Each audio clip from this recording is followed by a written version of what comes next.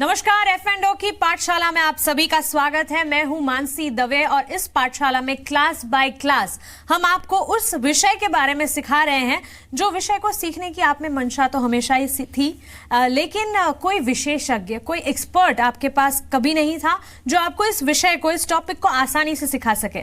मैं बात कर रही हूँ वायदा बाजार की और इस विषय को आसानी से सिखाने वाले हमारे प्रोफेसर हैं जी बिजनेस के मैनेजिंग एडिटर अनिल सिंघवी जी। मैं भी स्टूडेंट हूँ। अनिल जी, आज जो हम बात कर रहे हैं एक्सपायरी के बारे में, वायदा बाजार में एक्सपायरी मतलब दवाई की एक्सपायरी के बारे में सुना है मैंने, खाने पीने की चीजों में एक्सपायरी के बारे में सुना है मैंने।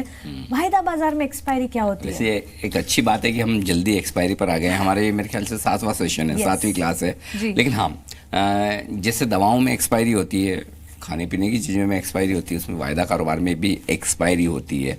और एक्सपायरी होती है उस सीरीज़ की, उस कॉन्ट्रैक्ट की। यानी कि फर्ज करें आप जून के महीने में ट्रेड कर रहे हैं, तो जून की सीरीज जब खत्म होगी, जिस दिन को खत्म होगी उसे एक्सपायरी डे कहते हैं। यानी कि उस दिन वो सीरीज खत्म हो जाएगी, आगे से कोई नई सीरीज होगी। किसी भी समय में वायदा कारोबार में 3 सीरीज खुली रहती है। पहली सीरीज जो उस महीने की है उसको कहते हैं करंट सीरीज जी। दूसरी सीरीज अगले महीने की, कि फर्ज करें आप जून में हैं तो अगली सीरीज होगी आपकी जुलाई की, और उसको कहते हैं नेक्स्ट सीरीज। और तीसरी सीरीज होती है वो उसके भी अगले महीने की, जो कि इस केस में हो गया अगस्त, जिसे कहते हैं फार मंथ सीरीज। तो अब ये होगा कि जून की सीरीज जब खत्म होगी उस दिन एक नई सीरीज खुल जाएगी, वो सितंबर की होगी। जैसे जुलाई की सीरीज शुरू होगी सितंबर की खुल जाएगी, जुलाई की खत्म होगी तो अक्टूबर की खुल जाएगी। तो इस तरह से किसी भी वक्त 3 सीरीज रहती है, और एक सीरीज जो खत्म हो गई, जैसे पिछली सीरीज मई की खत्म हो गई तो वो खत्म है। तो any given point in time किसी भी वक्त आपको 3 सीरीज खुली रहती है। 3 सीरीज एक साथ खुली रहती है। तो वायदा कारोबार की एक्सपायरी का मतलब यही है कि वो पर्टिकुलर सीरीज, उस सीरीज के पर्टिकुलर सारे जो कॉन्ट्रैक्ट्स हैं, जो आपने खरीदे बेचे, जो कुछ भी है, वो उस दिन को खत्म हो जाएंगे। अच्छा, तो मतलब इसका ये मतलब हुआ कि वो जो स्टॉक है वो भी सारे एक्सपायर हो जाएंगे?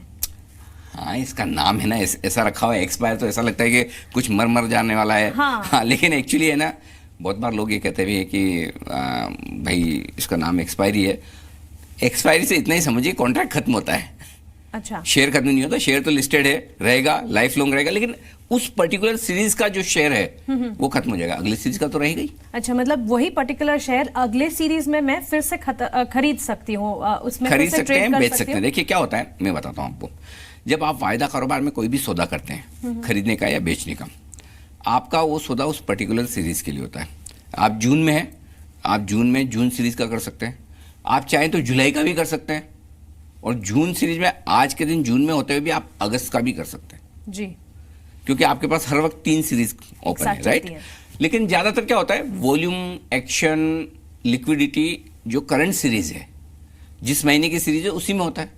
फर्ज करें आप जून में, तो जून की सीरीज में ज़्यादा वॉल्यूम होगा, तो लोग क्या करते हैं, जून की सीरीज का कॉन्ट्रैक्ट खरीदते या बेचते हैं, राइट। और जब एक्सपायरी होती है तो एक्सपायरी के दिन, एक्सपायरी के पहले कभी भी वो चाहें तो अपनी पोजीशन को अगली सीरीज में ले जा सकते हैं, रोल ओवर कर सकते हैं। समझिए, आपने एक HDFC बैंक का कॉन्ट्रैक्ट खरीदा हुआ है जून सीरीज का।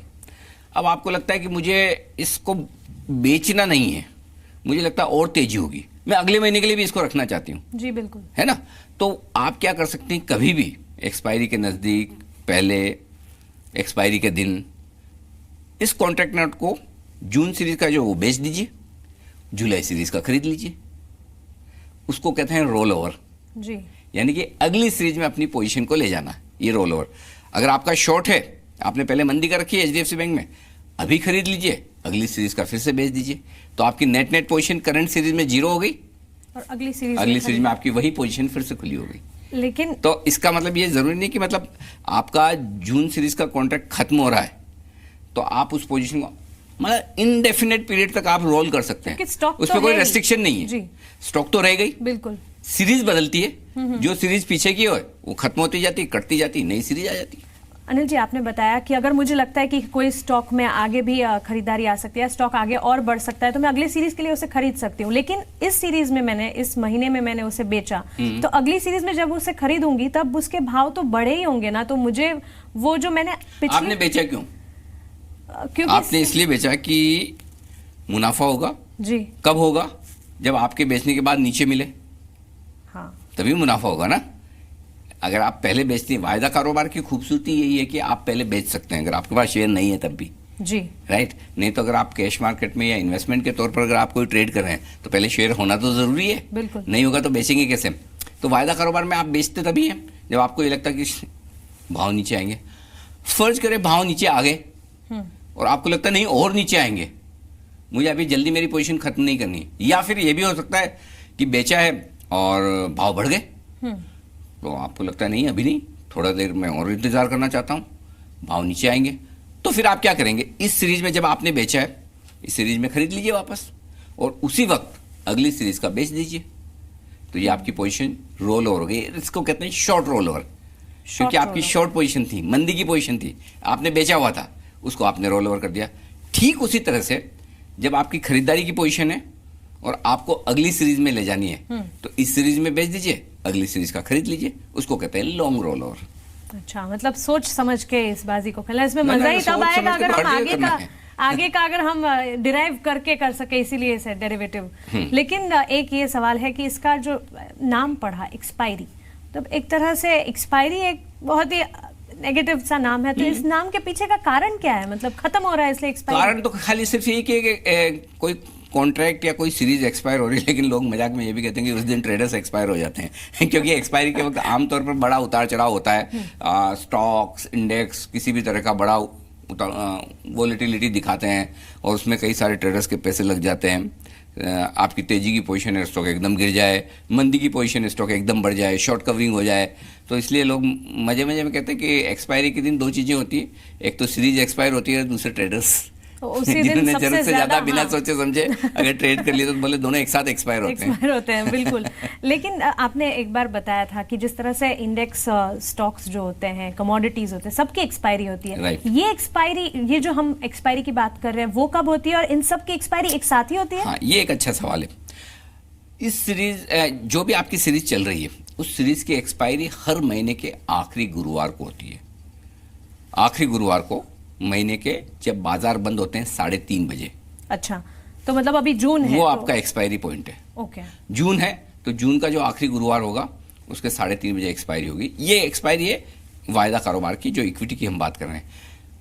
जो कमोडिटीज में होता है उनके अलग अलग हैं। एग्री कमोडिटीज़ की एक्सपायरी अलग दिनों में होती है, बुलियन की एक्सपायरी अलग दिनों में होती है, तो उनके अपने अपने नियम हैं, उनकी डेट्स अलग है, लेकिन वो इक्विटी मार्केट से संबंधित नहीं। तो इक्विटी मार्केट से जो संबंधित है उनकी एक्सपायरी हर गुरुवार को, हर महीने के आखिरी गुरुवार को होती है। आखिरी गुरुवार हर महीने का, मतलब आखिरी गुरुवार को तो वैसे स्टॉक मार्केट भी खुला हुआ रहता है, क्यों वीकेंड को क्यों नहीं कर लेते हम इस एक्सपायरी को? खोलना पड़ेगा मार्केट हाँ, मतलब वो फिर आपको अलग से आके एक्सपायरी इसलिए ये बात सही है कि गुरुवार की जगह वो शुक्रवार भी हो सकता था, या डेट के बजाय डे के बजाय कोई डेट भी हो सकती थी कि महीने का आखिरी दिन ही रख लो। अब इसके पीछे क्या लॉजिक है मुझे नहीं पता, ये गुरुवार ही क्यों रखा गया है। लेकिन ये चीज़ क्लियर है कि अगर गुरुवार के दिन छुट्टी है तो उसके एक दिन पहले होगी, बुधवार को, आखिरी बुधवार को। अगर उस दिन भी छुट्टी है तो आखिरी मंगलवार को, तो मतलब गुरुवार के बाद नहीं होगी, ये पक्का पता है। दूसरी चीज़, इसके पीछे कोई लॉजिक नहीं है कि ये गुरुवार को ही क्यों है। अब जो एनएससी ने पहले से रूल बना रखे हैं वो चल रहे हैं। दूसरे एक्सचेंजेस जैसे एनसीडीएक्स, एमसीएक्स जो हैं, जहाँ कमोडिटीज़ की एक्सपायरी होती है, वहाँ डेट फिक्स है, 5 तारीख और 20 तारीख कमोडिटी करेंसी। हाँ, वहाँ 5 तारीख और 20 तारीख डेट फिक्स है, लेकिन पता नहीं इसके पीछे क्या लॉजिक, और इसको हमेशा याद रखना पड़ता है। अगर डेट फिक्स हो जाए ना, सबको याद है भाई हाँ 20 तारीख को एक्सपायरी होनी है या 5 तारीख को होनी है, लेकिन अब थोड़ा हमें मेहनत करनी पड़ती है, डेट याद रखनी पड़ती है कि अच्छा इस महीने गुरुवार कब आ रहा है। सर, एक किडिश सा सवाल हो सकता है, लेकिन अगर गुरुवार के दिन अगर छुट्टी है तो फिर एक्सपायरी? एक दिन पहले वही मैंने बताया कि चाहे बुधवार को, अगर गुरुवार के दिन छुट्टी है तो बुधवार को, बुधवार को भी छुट्टी है तो मंगलवार को, पहले होगी बाद में नहीं होगी। बाद में नहीं होगी, करेक्ट। चलिए, तो एक्सपायरी हर महीने के आखिरी गुरुवार को होती है। बहुत ही इंटरेस्टिंग टॉपिक है एक्सपायरी, इस पर आगे भी बहुत सारे सवाल हैं। आप जुड़े रहे हमारे साथ। नमस्कार।